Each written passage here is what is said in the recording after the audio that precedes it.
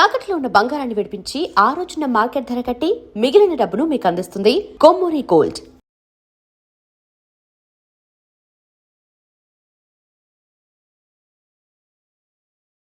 మీరు హాస్పిటల్లో ఉన్నప్పుడు శంకర్ గౌడ అనే వ్యక్తి మీకు కిడ్నీ ఇద్దామని 13 రోజులు తిరిగాడంట. మీకు అది ఏంటి అది ఆ ఇన్సిడెంట్? సరే, దేవుడు అన్నాడు. ఇప్పుడు ఫిలింనగర్లో ఎక్కడైతే బాటా షాప్ ఉందో మా ఎఫ్ఎన్సిసి దగ్గరలో అక్కడ అమృతం జరిగేది. గంగరాజు గారు మంచి హిట్ సీరియల్ అది. నాకు ఒక వ్యక్తి జెన్యూన్గా కష్టపడుతున్నాడు అంటే నేను ఇంకేం చూడను. వాడు పడే కష్టం జెన్యూన్ అనిపిస్తే సరిపోద్దండి నాకు. నేను, ఝాన్సీ గారు, గుండు హనుమంతరావు గారు అందరం షూటింగ్ చేస్తున్నాం. దాని గేట్ ఉంటుంది, గేట్కి ఇలా ఉంటుంది చూసారా, ఇలా ఉంటుంది చూసారా, అట్లోంచి 2 కళ్ళు ఇలా చూస్తున్నాను నన్ను. అప్పటికి నేను పాపులర్. ఇటు సినిమాలో చాలా పెద్ద పెద్ద క్యారెక్టర్లు అన్నీ వేస్తాను. అమృతం కూడా మంచి హిట్. చూస్తుంటే ఇలా అంటున్నాడు ఒక వ్యక్తి. ఇంత రద్దీగా ఉండేది, ఖాళీగా ఉండేది ఆ ప్లేస్, ఫిల్మ్నగర్ చౌరస్తా ఆ సెంటర్, అమృతం జరిగే టైంలో అంటున్నాడు. వీళ్ళు పక్క ప్యాన్ చేస్తే పక్కన చిన్న కుర్రాడు ఉన్నాడు, ఒక చిన్న కుర్రాడు. సరే తర్వాత స్టార్ట్ అయిపోయాక ఊరికి లోపల రమ్మన్నా. ఏంటి అంటేనే మా అబ్బాయి అండి గుండెకి ఆపరేషన్ అని చెప్పి అపోలో హాస్పిటల్ తీసుకొచ్చాం. ఓకే సార్ 35,000 అవుతుందన్నాడండి, ఊరు వెళ్ళిపోతున్నాం అన్నాడు. ఈ పిల్లాడు నాన్న వాడు అమృతం చూశాడు. బాబు అమృతం చిన్నపిల్లలకి బాగా ఇష్టమైన సీరియల్ అప్పట్లో. నాన్న అని ఇప్పుడు ఈ సెల్లు ఏం లేవు కదా, ఈ ఆటోగ్రాఫ్లు దాని గురించి అడుగుతుంటే ఇచ్చాను. మరి ఊరు వెళ్తే దొరుకుతాయి నీకన్నా చాలా క్యాజువల్గా. ఇటు ఝాన్సీ గారు ఉన్నారు, హనుమంతరావు ఉన్నాడు. లేదన్న, మరి లేకపోతే ఎలాగైనా అది అర్థం కావట్లేదు అన్నాడు. నిజంగా ఆపరేషనా అన్న? నిజం సార్ అన్నాడు. నాకు గంగరాజు గారి మిస్సెస్ నాకు రోజుకు 10,000 అన్నప్పుడు అమృతానికి నెలకోసారి ఇచ్చేవారు. గంగరాజు గారు మిస్సెస్ చెక్కు అంతకుముందే ఇచ్చారు నాకు. నేను 35,000 ఇస్తే బతుకుతాడు ఇతను అన్నా. బతుకుతాడు అన్నాడు. నేను ఇస్తాను ఈ 30,000 అనగానే వచ్చేయి ఇలా పడింది. హనుమంతరావు చేయి. ఇంక నేను చెప్పాను నాకు ఒక బ్రెయిన్లో ఒకటి వచ్చిందంటే ఇంకెవరి మాట అయినా 30,000 ఇచ్చేసానండి. 35,000 మా అసిస్టెంట్కి ఏదో ఫోన్ చేసి మొత్తం డ్రా చేసేది. అతనికి అయితే 30,000 అందజేశాను వితిన్ 1-2 అవర్స్లోనే. అతను వెళ్ళిపోయాడు. నా తోటినట్లు చిన్న క్లాస్ స్పీకర్, బుద్ధి లేదు నీకు అదేని మరి నాకు జెన్యూన్ అనిపించాడు అబ్బాయికి, నీ పొంద జెన్యూన్ అనిపించాడు అన్నారు. లేడండి మళ్ళీ రాలే. 2 నెలలు అయిపోయింది, 3 నెలలు అయిపోయింది, ఆ వ్యక్తి కనిపించలేదు. 35,000 నాకు చాలా ఎక్కువ. నేను ఒక అపార్ట్మెంట్లు కొనుక్కున్నాను అంతే, ఇంకా దానికి ఇన్స్టాల్మెంట్లు కట్టాలి ఉంటాయిగా. ఒక ఫైన్ మార్నింగ్ వచ్చాడు అతను, ఊర్లో 3 తీసుకుని, గౌడు వచ్చాడు. వచ్చి కాలదన్నం పెట్టాడు, కాలించుకున్నాడు. కరీంనగర్ దగ్గర అక్కడ వాళ్ళూరు. సార్ మా ఊరు రావాలి, మా ఊర్లో జాతర ఉంది, మీరు వస్తారని చెప్పేసాను అన్నాడు. బాబు ఎలా ఉన్నాడు? బాబు బాగున్నాడు సార్, బాబు ఊర్లో ఉన్నాడు, మిమ్మల్ని కూడా చూస్తానంటున్నాడు. సరే షూటింగ్ చేసాం. కరీంనగర్ కారు వేసుకుని కరీంనగర్ బయలుదేరాం. కరీంనగర్ దగ్గరే ఊరు. మీరు చెప్తే నమ్మరు, ఆ రోజు నేను పొందిన ఆనందం నా లైఫ్లో పొందలే. అదే అనుభూతున్నాను. చిన్న గుడిసె ఆ శంకర్ గౌడ్ది. లోపలికి వెళ్తే నాతో వాళ్ళ అబ్బాయి ఫోటో తీయించుకున్నాడు. దేవుడి గుడిలో నా ఫోటో. వాళ్ళ అబ్బాయిని కట్ చేశాడు, నాది మాత్రం పెట్టాడు. కళ్ళు ఓపెన్ చేశాడు. మొత్తం ఊరంతా ఆడ డప్పులు మాత్రం ఉంది. కళ్ళు కూడా ఓపెన్ చేశాడు. తాగా. ఎవడొచ్చి పరిచయం చేస్తే నా పేరు చెప్పి పరిచయం చేయడు, నా దేవుడు అంటున్నాడు. డాన్సులు చేసాము, వాళ్ళు గుళ్ళో జాతర డాన్సులు చేసాము. మళ్ళీ వచ్చాము. మళ్ళీ ఏదో విసికి ఏదో తెప్పించాడు సాయంత్రం. మళ్ళీ తాగాం. ఆ బుడ్డడు కొంచెం బుళ్ళో కూర్చున్నాడు. వాళ్ళందరూ ఊళ్ళంతా వచ్చారు. కొంచెం ఈవినింగ్ వచ్చి ఊరి చివరి వరకు సాగనిపారు. జస్ట్ 35,000.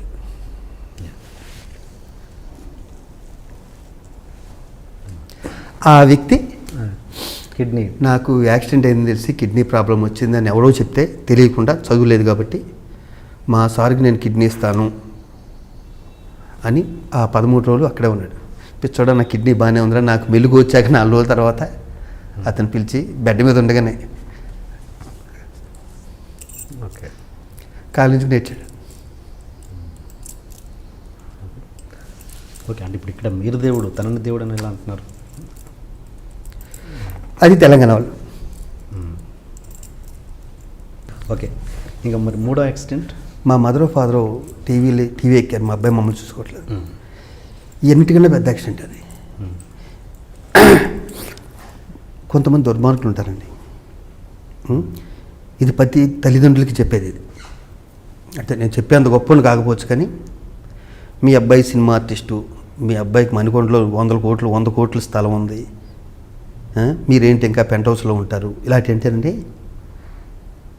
మా మదర్ ఫాదర్ లేకపోతే నేను ఈ స్థితికి వచ్చేవాడు కాదు.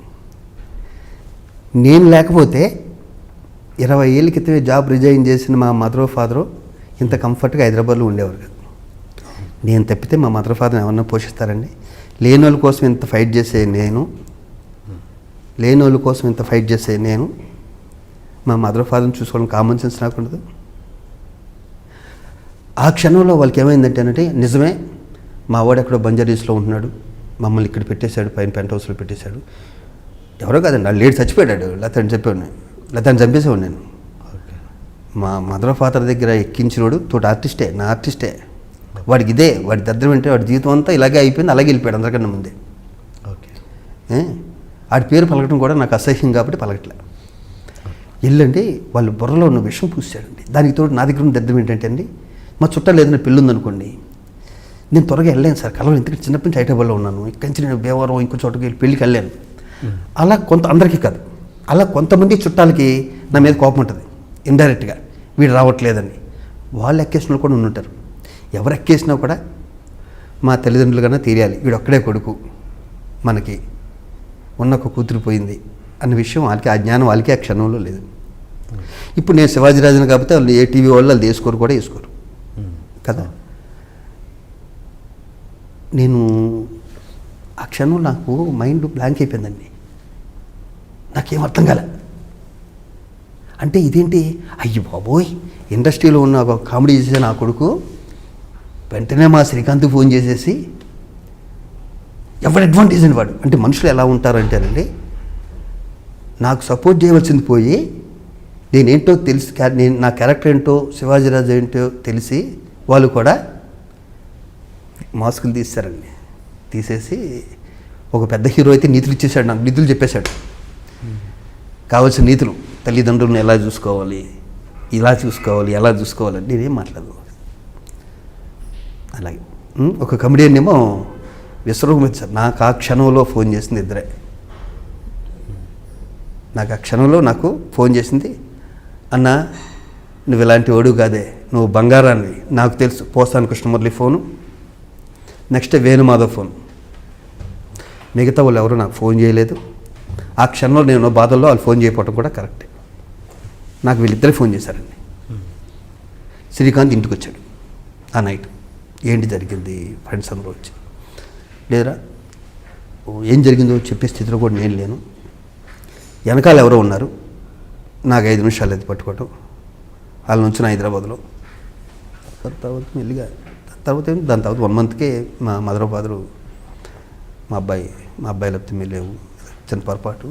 నాకు నిజంగా 100 కోట్లు ఉంటే నేను టీవీ సీరియల్లో ఎందుకు యాక్ట్ చేస్తాను, టీవీ సీరియల్ ఎందుకు చేస్తానంటే ఏంటంటే, సినిమా ఆర్టిస్టులు అనగానే కోట్లు తీసుకుంటాను, స్క్రీన్ మీద పొద్దున్న వేస్తే పేపర్లో కనిపిస్తాం కదా, భ్రమ ఉంటుంది తప్పితే 100 కోట్లు కోటి రూపాయలు సంపాదించాలంటే ఈ ఫీల్డ్లో ఎంత కష్టం చెప్పండి. ఒక క్యారెక్టర్ ఆర్టిస్ట్కి ఒక ఫ్లాట్ కొనాలన్నా, ఒక కారు, నాకు ఎస్వి కృష్ణారెడ్డి గారి దయ, ఆయన సంతకం పెట్టాడు. కానీ ఫస్ట్ 13 ఏళ్ళు 14 ఏళ్ళ వరకు నా స్కూటర్లో తిరిగామని.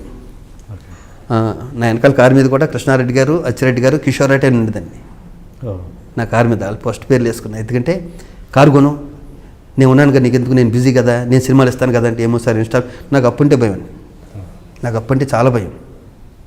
ఇప్పటికైనా సరే సెల్ ఫోన్ బిల్లు ఈరోజు లాస్ట్ ఇలా అంటే నిన్న కట్టేస్తాను, లేదా అయిపోయాడు మేనేజరు. అవును, లేదు నేను అప్పట్లో నిన్ను బ్యాంకులు లేవు కదా, ఎవడు ఇచ్చేవాడు అక్కడ సికింద్రాబాద్లోను. ఆయనే కృష్ణారెడ్డి గారే వచ్చి సంతకం పెట్టి లోనుకు నేను గ్యారెంటీ సంతకం పెట్టాక ఫస్ట్ కారు కొన్నా. ఓకే, ఇప్పుడు యాక్సిడెంట్ అంటే ఇదేనా మీరు అన్నది? ఇదే యాక్సిడెంట్. దీనికన్నా యాక్సిడెంట్ లైఫ్లో యాక్సిడెంట్ అంటే ఒంటికి దెబ్బలు తగిలినాయి కదా, లోపల గాయాలు కూడా దెబ్బలే, అది కూడా యాక్సిడెంటే.